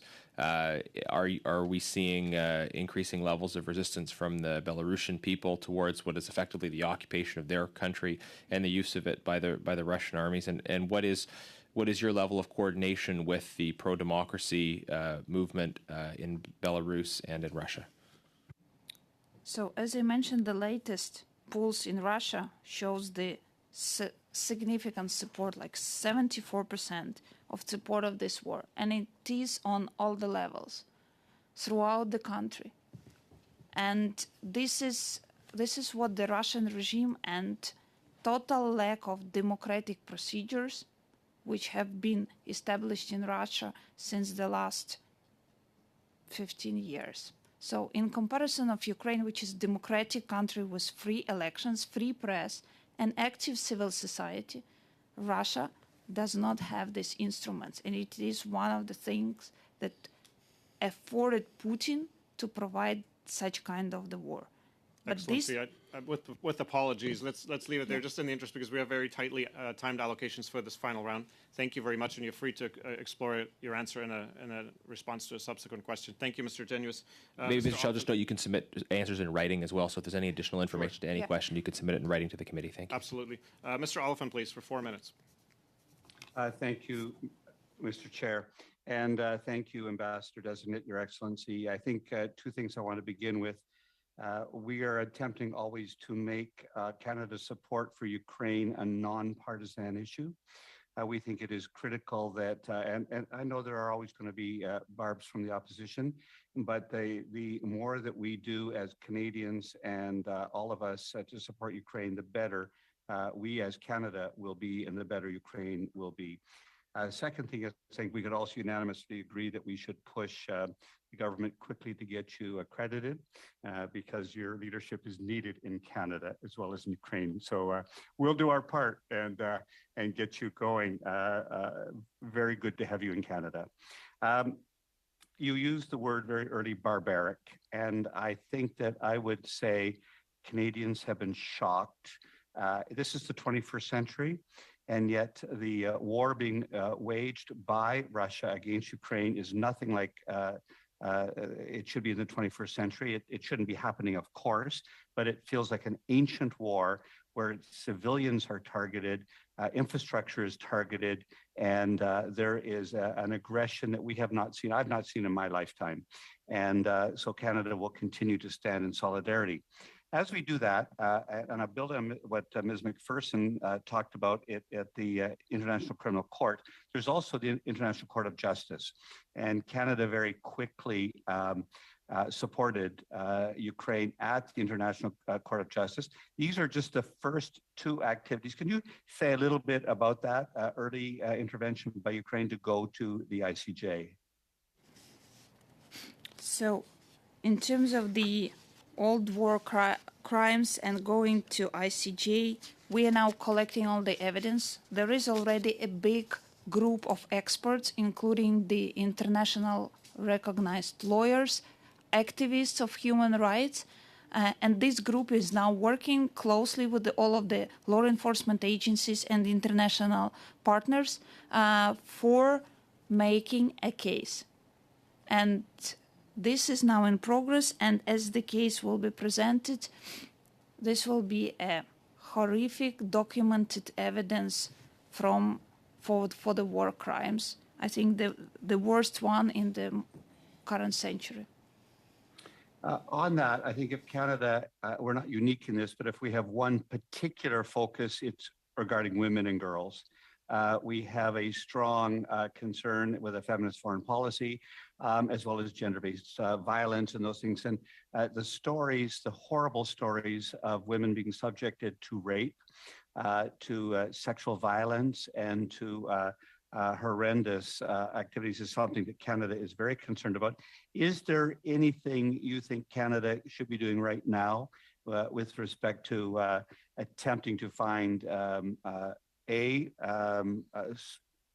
cessation of this from Russia, but also going forward, how we call Russia to account?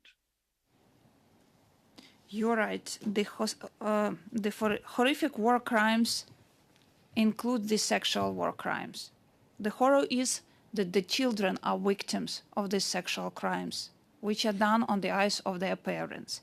And we do share that sexual crimes is a part of the Russian weapon on Ukrainians. And we are now working to establish and foster this track on investigating and documenting these sexual crimes for women, children, which have happened and we witnessed in Bucha, Irpin, and other cities throughout the country. Thank you very much. Merci beaucoup. Monsieur Bergeron, pour 2 minutes. Thank you. Mr. Bergeron, 2 minutes. Thank you very much, Mr. Chair.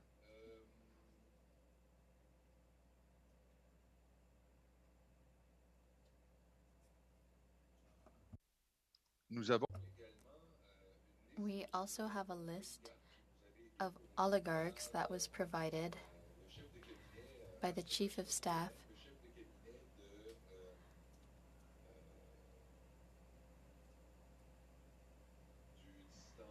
of the Russian dissident who's in present currently.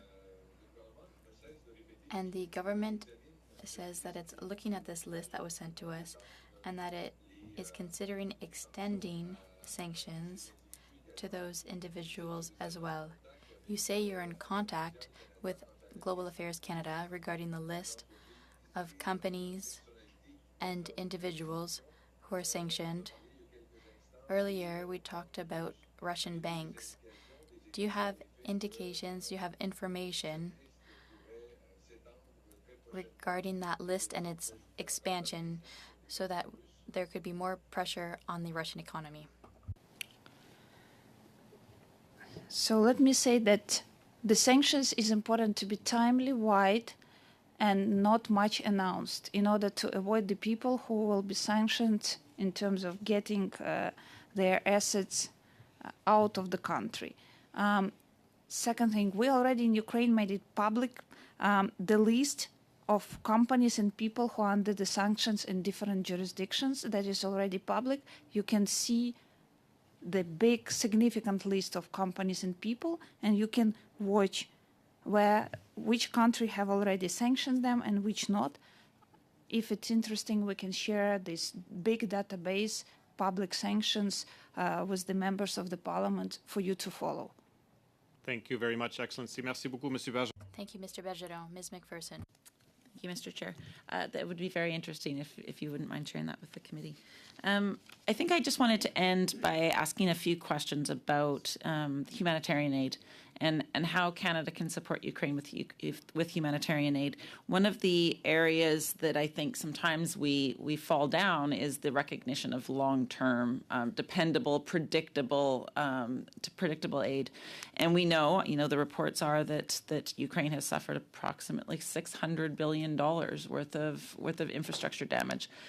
What would you like to see the Canadian government to commit to? And I would like you to speak about that long-term commitment. We know there is an immediate need, but the long-term commitment in terms of humanitarian aid and in terms of helping to rebuild Ukraine.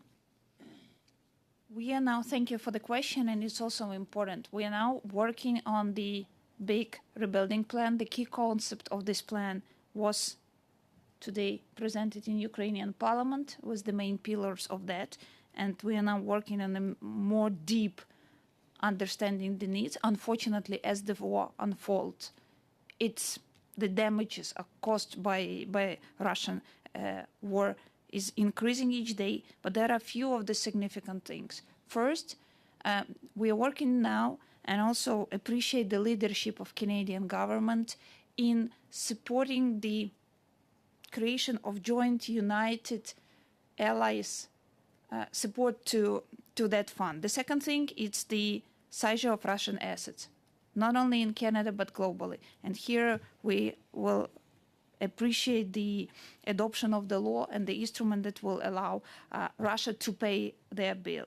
And the third will be the support from the budget of Canada and the other countries to donate to this fund. And the fourth are the instruments which will include Canadian business to participate in the rebuilding of Ukraine. That will be a huge need for infrastructure, for building, construction, energy, enormous sectors. And we see that now the Canadian business is keen on looking and the instrument they can participate in the further rebuilding of Ukraine. Thank you so much. Thank you, Ms. McPherson. Mr. Chong, please, 4 minutes. Thank you, Mr. Chair. Ambassador Designate Kovalev, thank you for coming to our committee. I'd like to know what the Ukrainian military's objective is in this war. Is it to push Russia back to the pre-February 24th border, or is it to push Russia back to the pre-2014 border, or is it some other objective? Restoration of Ukrainian sovereign territories. Pre-2014. Ukrainian sovereign territories. Okay. So that's pre-2014. Thank you for the answer to that question. I have a second question related to energy. You mentioned in your opening remarks how vital it was to get Europe off of Russian natural gas.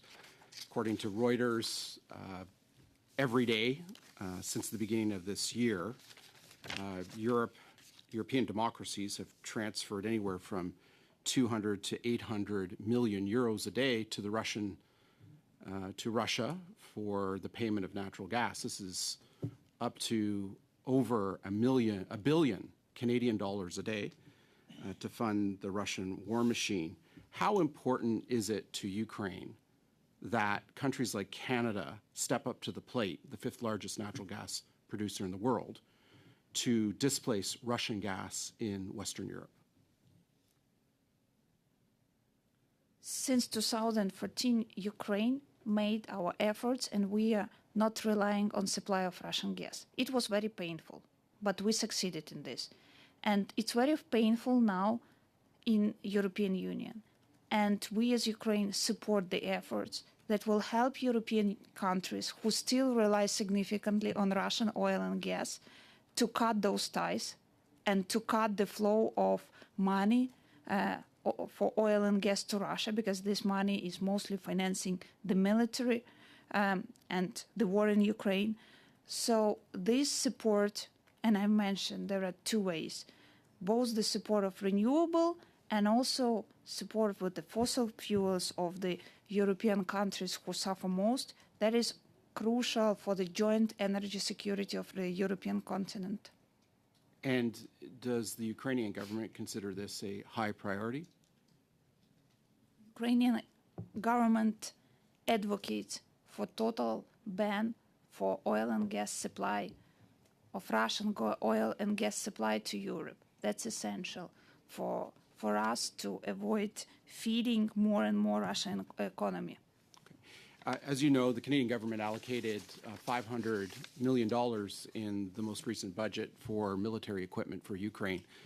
What equipment do you need right now?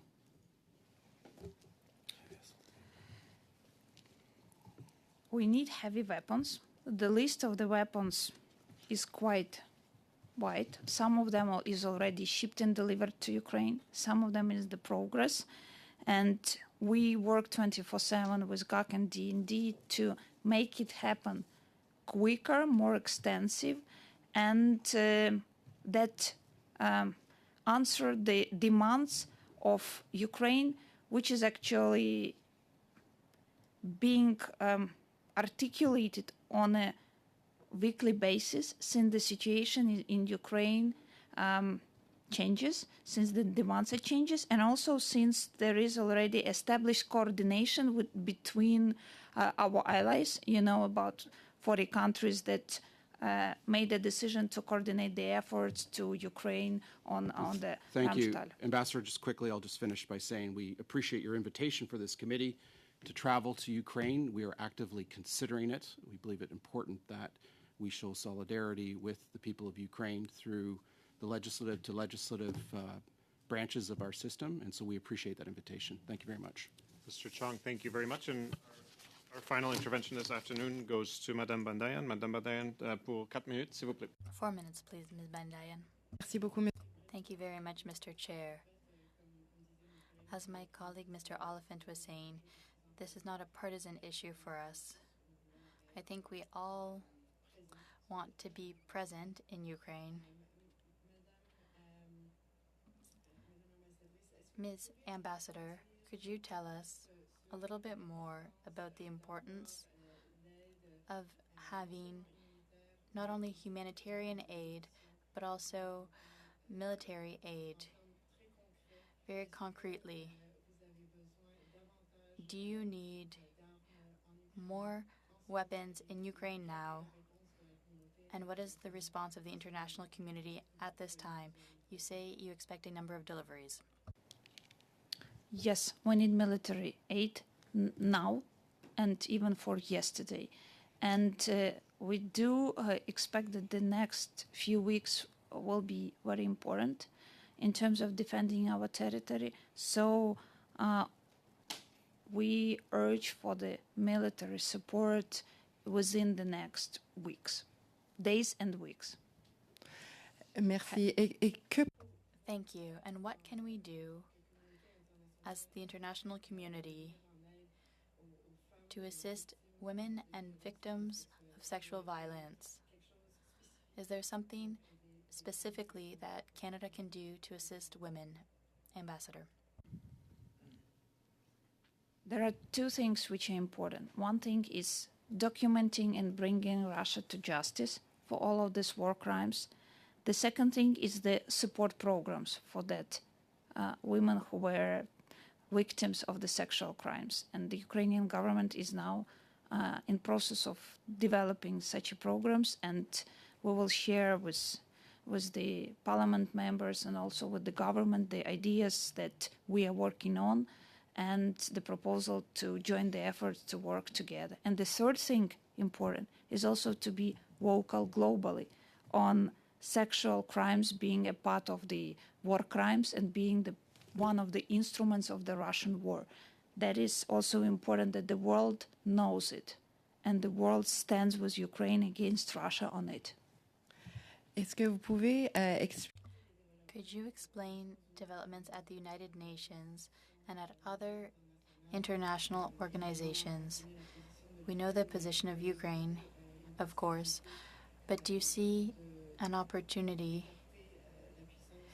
to remove Russia's influence in the short or medium term? You being a diplomat.